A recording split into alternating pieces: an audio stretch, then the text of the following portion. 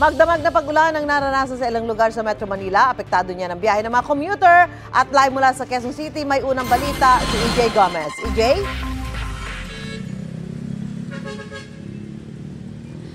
Susan, naging maulan nga ang buong magdamag sa Metro Manila gaya sa Maynila at sa Quezon City. Dito sa Philcoa sa Commonwealth Avenue, nagsimula nang dumami ang commuter na papasok sa kanilang eskwela o trabaho. Maraming lugar sa Maynila ang inulan buong magdamag, gaya sa Padre Burgos, Rizal Avenue at Quezon Boulevard. Maulan din sa kahabaan ng EDSA mula sa Shaw Boulevard, patungong Ortigas hanggang Santolan at Cubao. Dito naman sa Philcoa, kanya-kanyang diskarte ang mga commuter para makasakay ng jeep o bus. Marami sa kanila ang inagahan na raw umalis sa bahay para hindi malate sa trabaho.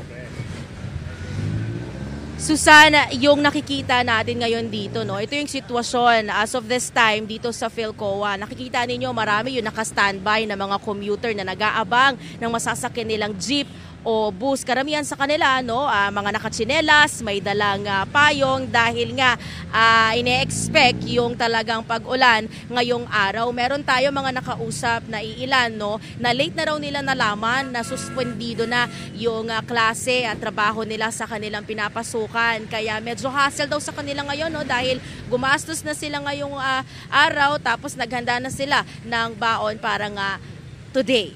Yan muna ang latest mula rito sa Quezon City. EJ Gomez para sa GMA Integrated News. Update tayo sa sitwasyon ng trapiko sa Philcoa sa Quezon City ngayong maulang umaga. At live mula sa Quezon City may unang balita si EJ Gomez. EJ? Igan, kumpara sa nakalipas sa 2 oras, mas dumami ang pasahero dito sa Philcoa ngayong rush hour na. Mas bumigat na rin ang daloy ng trapiko, occupied na mga sasakyan ang lahat ng linya ng kalsada. At makikita natin dito, no, na bumalik muli yung ulan. Tapos, bukod dyan, yung mga pasahero naman o commuter, patuloy naman sa diskarte na kanilang ginagawa, no, para makasakay ng bus, jeep, UV Express o taxi. May ilan na naguunahan sa pagpara at pagsakay. Ang iba nagtsinelas na lang at binaon ng kanilang mga sapatos para hindi mabasa ng ulan. Maaga ring bumiyahe ang iba para hindi malate sa pagpasok sa trabaho. Ganito, pag hindi ka maka ng sasakyan, mahirap. CV ng pasok.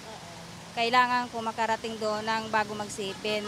Nagchinilas kasi ako kasi tag-ulan, tsaka may baon ako ng sapatos. Dahil maulan, basa. Doon po ako magpapalit. 7 pa po yung pasok ko. Pero pumasok na po ng maaga kasi mahirap po pumasok eh. Tapos lalo na po dito mahirap sumakay po. Tapos lalo na maulan. Sobrang hirap po nga.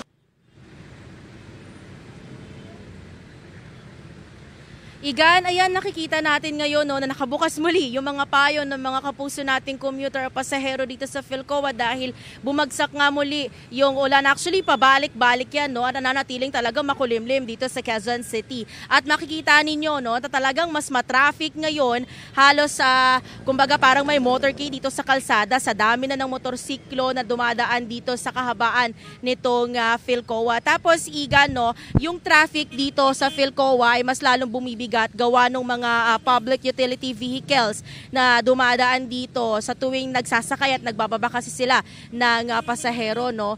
Yan muna yung latest situation. Nakikita ninyo, no, kanya-kanyang suot or labas mula rito sa may gutter yung ating mga kapusong biyahero, no.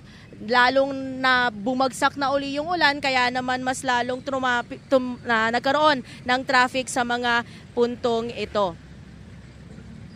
Kaya naman payo po natin doon sa mga kapuso natin na babiyahe pa, no, magbaon po talaga kayo ng payong o di kaya naman yung mga sapatos po ninyo baunin na lang, magtsinelas na lang para iwas pagkasira. Yan po ang latest mula po dito sa Quezon City. EJ Gomez para sa GMA Integrated News. Igan, mauna ka sa mga balita, mag-subscribe na sa GMA Integrated News sa YouTube para sa iba't ibang ulat sa ating bansa.